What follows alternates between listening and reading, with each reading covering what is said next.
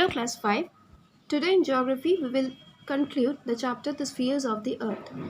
Two topics are left, natural balance and the food chain, that needs to be discussed, and this chapter will finally conclude it.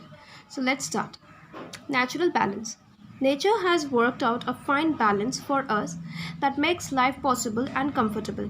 The earth has just enough sunlight necessary for life to exist. We do not feel too hot or too cold. There is enough water on earth for us to survive.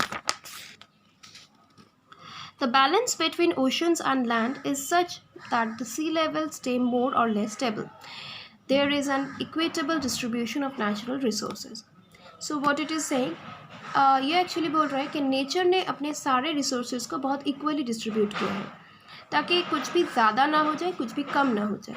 For an example we can say कि अर्थ में जितना sunlight हम लोग receive करते हैं that is enough for us, that is enough to for the existence of life.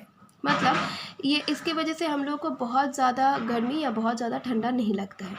Apart from it we can talk about the water.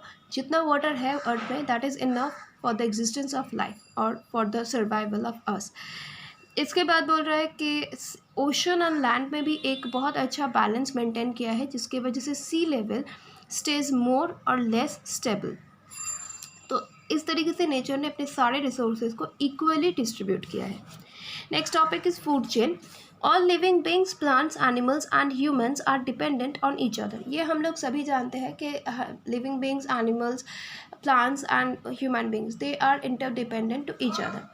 This interdependence helps in maintaining the natural balance. An important example of this interdependence is the food chain, which links animals and plants, each depending on other for food. There are three basic components of the food chain: the producers, consumers and decomposers. तो ये living being, plant, animal और human being के जो interdependent जो एक state है या उन लोगों के बीच का जो इंटरडिपेंडेंसी है, इसको अगर हम लोग दिखाना चाहते हैं तो the best example for this interdependence will be the food chain. जी हाँ, जहाँ पे क्या होता है, फूड चेन क्या है, ये एक ऐसा लिंक है जिसकी वजह से living beings, plants, animals and human beings are linked up together and they are interdependent on each other for food. तो ऐसी फूड चेन का बेसिक तीन कंपोनेंट्स होता है: producer, consumer and decomposers. Producers are the green plants that make their own food. There are some bacteria too that make their own food. Producers कौन लोग होते हैं? मतलब green plants को हम लोग producers बोल सकते हैं because they make their food their own. तो वो लोग खुद अपना फूड बनाता है. और यहाँ पे कुछ बैक्टीरियाज भी है जो लोग अपना फूड बना सकता है. Consumers are the species that cannot make their own food and they live by consuming the food made by other living things. There are primary and secondary consumers.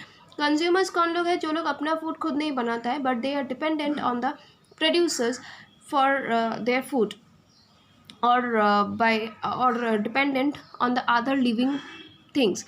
जो अपना फूड नहीं बना सकता है, जो दूसरों पे डिपेंड करता है, उन्हीं लोगों को हम लोग कंज्यूमर्स बोलते हैं.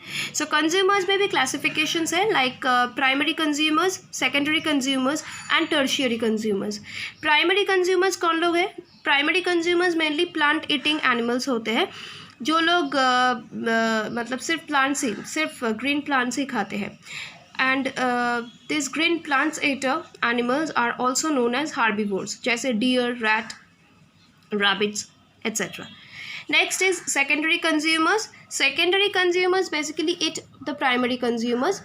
मतलब जो प्राइमरी कंज्यूमर्स पे डिपेंड करते हैं अपने फूड के लिए, and they are known as carnivores. For an example, if a deer is a primary consumer then deer is eaten by tiger. So the tiger is the secondary consumer. इसके अलावा और भी है, जैसे ओमनिवोर्स भी है जो प्राइमरी एंड सेकेंडरी दोनों कंज्यूमर पे ही डिपेंड करते हैं फूड के लिए. Tertiary consumers eat primary and secondary consumers. An eagle is a tertiary consumer which eats secondary consumer like the snake. Tertiary consumer क्या होता है कि ये primary and secondary दोनों consumers को ही खाते हैं. जैसे ईगल एक रैट को भी खाता है, ईगल एक स्नैक को भी खाता है. Rat is a primary consumer and snake is a secondary consumers. Apart from these consumers, there are some other animals. They are known as scavengers. Like hawks and vultures feed on dead bodies of animals. They are known as scavengers. ये scavengers क्या करते हैं कि ये living beings के dead bodies पे depend करते हैं अपने फूड के लिए. They eat dead bodies of living beings. So इसीलिए इन लोगों को scavenger बोला जाता है. And the last component of the food chain is decomposers. All living things finally die. As they decay, they become food for the decomposers like worms, fungi and bacteria. Decomposer किसको बोलते हैं कि ये हम सभी लोग जानते हैं कि all living beings are destined to be died.